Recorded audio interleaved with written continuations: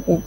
Ini adalah perikondritis. Biasanya inflamasi dari auricula dan sebagian dari kanalis auditory externus ini juga cukup sering terjadi. Bisa akibat komplikasi dari pseudohematom atau hot hematom ataupun sebab yang lain.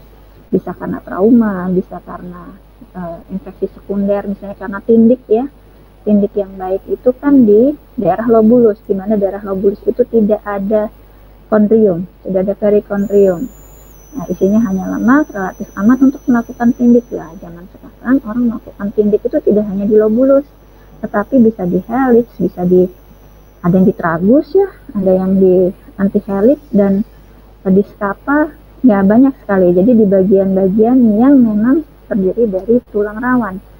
Nah, kalau tindiknya itu tidak bersih, tidak steril, dan tentu saja jadi port di entry, bisa terjadi perikondritis seperti ini. Nah, kita lihat contoh gambar yang kedua itu kemerahan sekali dan ada titik puntumnya, puntung maksimumnya mungkin itu bekas tindikan anting-anting sebelumnya ya. Kemudian tata laksananya berikut ya. Dari anamnesis kita bisa lihat ya, ya ini adalah kausanya tadi ya. Penyebabnya adalah kuman Pseudomonas aeruginosa, itu ya kuman komensal yang bisa menjadi patologis apabila terjadi ketidakseimbangan dari daerah auricula. Ini tadi sudah saya jelaskan awal-awal. Bisa komplikasi operasi juga, bisa kita manipulasi dari tindakan daerah auricula, misalnya kata dia adalah laserasi, kita lakukan penjahitan, tapi ada sekunder infeksi jadi perikondritis ya. Kemudian slide berikutnya, gejalanya yaitu ini lebih hebat daripada pseudohematom atau hematom, di mana ada hiperemis di daerah auricula ya, sakit. Nah, terus kemudian nyerinya lumayan hebat ya, panas ya.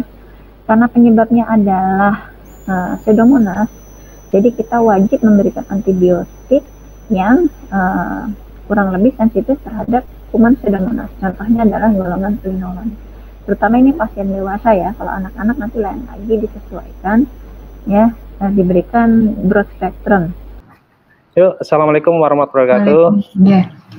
Tadi sudah diberikan materi kuliah oleh Dr. Ayu sebagian tadi ya, tapi saya akan juga nanti akan. Nah, materi bahasanya kali ini adalah satu inflamasi daripada daun telinga, kemudian istilahnya infeksi herpes ya, herpes zoster, herpes ostricus, yang ketiga adalah benda asing, yang keempat itu adalah benda asing. Sesuai dengan kompetensinya ya, ada 3A, yang inflamasi, yang herpes zoster 3A, kemudian benda asing 3B, yang serumen nanti adalah 4A. Baik. Nah, seringkali kita berhadapan dengan pasien ya, di klinik itu biasa pasien mengeluh di telinga itu adalah masalah sakit telinga, kemudian keluar cairan dari telinga gatal, telinga terasa penuh, benjolan di telinga, daun telinga terasa merah, kelihatan merah, terus benda asing di dalam telinga, dan luka atau trauma tumpul atau tajam pada telinga. Baik, ini tadi sudah sama Dr. Ayu ya tadi. Jadi proses inflamasi perikondritis itu sebetulnya terjadi suatu proses inflamasi pada perikondrium ya.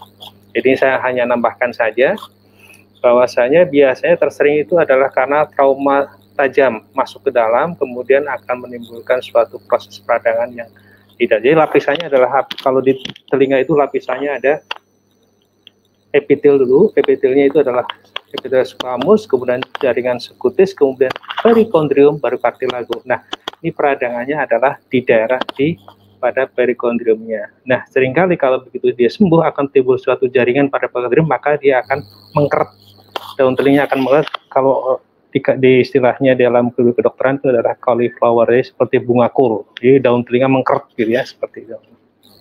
Oke. Ini tadi sudah dijelaskan sama Dr. Ayu ya. Saya langsung aja biar cepat ya. Nah, ini ya, yang sering itu karena trauma tembus ya. Bisa saja karena ya tindik sih jarang ya, mungkin karena trauma tembus tertusuk oleh jarum atau suatu tindakan operasi ya. kemudian kontak sport, main biasanya olahraga yang kontak ya, kontak. Kemudian biasanya tersering adalah rumahnya adalah Pseudomonas.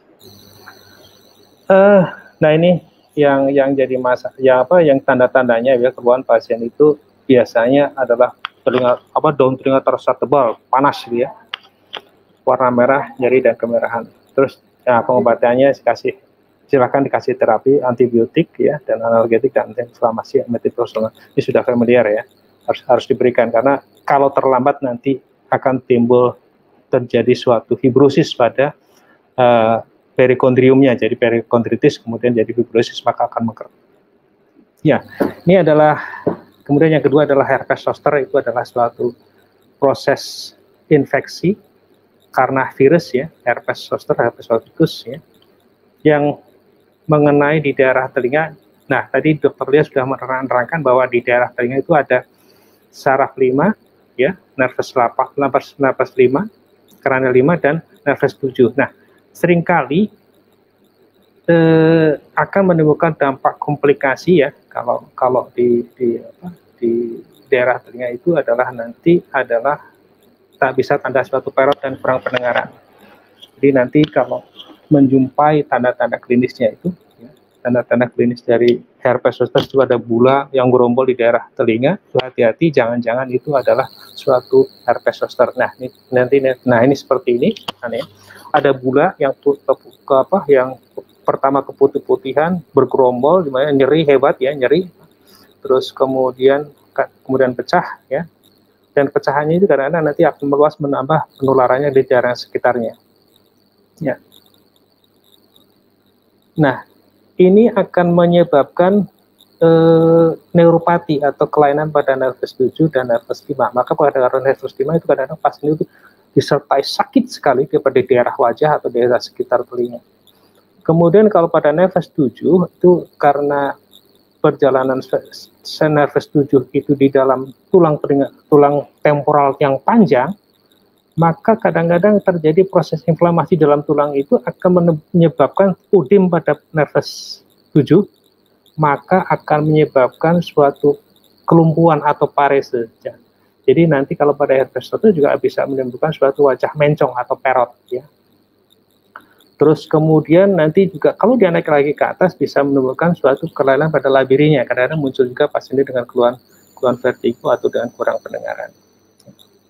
Nama lain pada pasien ini kasus ini adalah Ramsay-Hunt syndrome atau geniculatoneuralgia. Gejalanya itu protodermal virus biasa itu, badan tidak enak, meriang ya, terus kemudian ada nyeri di daerah sekitar pipi atau di daerah depan telinga, ya. Di daerah telinga. Kemudian ini hanya sebelah ya, biasanya hanya sebelah, tidak ipsilateral ya. Jadi tadi ada kurang pendengaran dan ada vertigonya karena sudah mengenai kena labirin, kemudian dan perot wajahnya, perot karena nervus 7. Ipsilateral, nah ini tandanya seperti kemerahan, kemudian bintik-bintik merah, kemudian lama-lama akan dari vesikel dan ulcerasi ya. Acap kali juga ini kalau nervus lingualisnya juga kena, maka 2/3 anterior lidah ikut kena. Nah, ini tanda-tandanya juga pada telinga. Ini kalau yang sudah kelihatan sudah agak lama, sudah mau sembuh itu agak hitam-hitam ya. Dan ada vesikel juga pada lidahnya. Komplikasinya tadi parese nervus 7 periferi, sensorineural hearing loss, vertigo. Nah ini yang jadi perlu perhatian juga, bahwa saya meskipun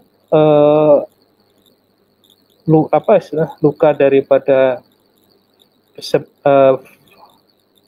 varicel herpesnya tadi udah sembuh, lukanya sudah tidak ada, tapi rasa nyeri masih bisa bahkan sampai 3-6 bulan. Maka terapinya jangan lupa dikasih salep yang isinya ada dengan lidocaine untuk mengurangi rasa nyeri. Nah, untuk terapi yang akut ya efektif itu kalau untuk aciclovir barusan saja sekitar kurang dari 48 jam itu efektif aciclovir. Terus kemudian kasih antiinflamasi 1-2 minggu tapering off ya, itu nanti berikan. Terus kemudian kalau ada gangguan keseimbangan atau vertigo bisa diberikan obat anti vertigo.